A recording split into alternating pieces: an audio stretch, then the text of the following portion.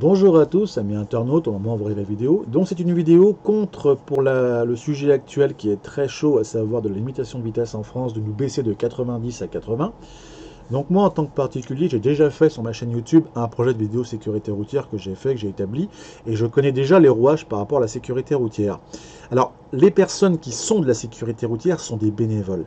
Il n'y a aucun spécialiste, il n'y a aucun nom, aucune personne reconnue, fiable. Vous avez certains professionnels qui sont des auto-écoles qui le font à titre bénévole dans leur ville et dans leur canton. Mais dans le système français de la sécurité routière, mis à part vous dire fais pas ci, fais pas ça, sois ton SAM et autres, il n'y a rien. Derrière, c'est du vent, ça n'existe pas. Donc du coup, la vitesse de la baisser est encore plus dangereuse que de la réduire. Pour quelle raison? La première, c'est que sur tous nos axes secondaires, limiter la vitesse à 80 pour les véhicules est la même chose pour les camions. Et on sait tous que le moteur d'un camion étant plus puissant que celui d'une voiture, automatiquement, il faut plus de puissance pour une voiture pour doubler. Donc forcément, qui dit plus de vitesse dira forcément l'excès. Et donc du coup, forcément, un PV. On est d'accord sur ce principe-là, c'est honteux. C'est qu'une question uniquement de pognon et de renflouer. Parce que refaire tous les panneaux, déjà, ça coûte des centaines de millions. Donc renflouer sur les excès de vitesse ou autres en abaissant et en forçant les utilistes à, entre guillemets, à ne pas rouler, c'est déjà une chose. Les pseudo-personnalités qui nous disent « Oui, il faut baisser pour sauver des vies ». Non, vous ne sauverez aucune vie. Vous ne faites ça. Ces gens-là ne connaissent rien. Ils ne roulent pas en voiture, ils sont entre guillemets avec des chauffeurs qui les accompagnent en plus, on va des excès de vitesse et compagnie. Donc c'est très facile de nous la sortir. Soyez des modèles. Sur ce concept-là, on est d'accord.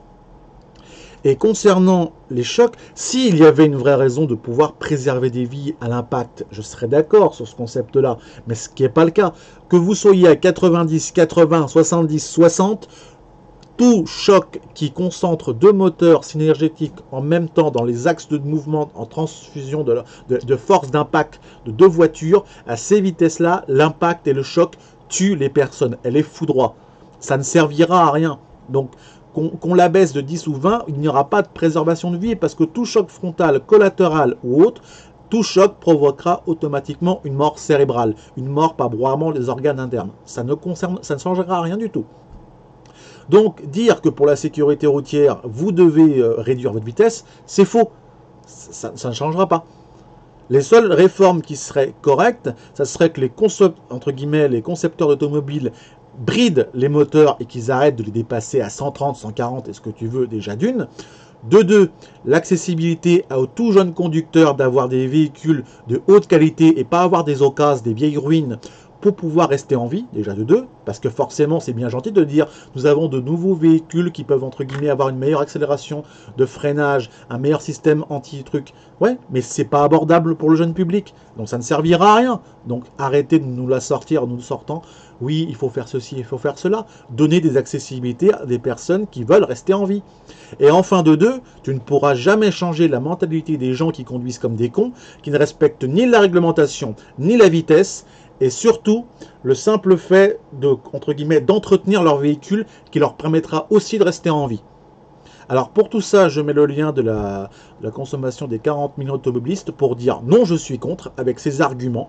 Ce n'est qu'une question de fric et que si réellement on voulait sauver des vies, eh ben, il faut juste simplement faire des choses qui soient accessibles pour tout le monde.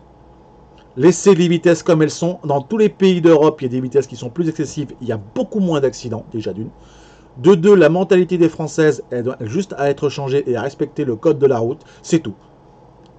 Les 3500 morts qu'il peut y avoir chaque année, ce sont les mêmes gens, ce sont les indécents, ceux qui ne comprennent pas qu'on vous donne le permis de conduire, vous ne l'avez pas entre guillemets eu par mérite ou autre, c'est juste qu'on vous donne la possibilité et qu'il faut que ces jeunes conducteurs des 18-25 ans s'aguerrissent et qu'ils apprennent par eux-mêmes que c'est pas un jeu, c'est tout.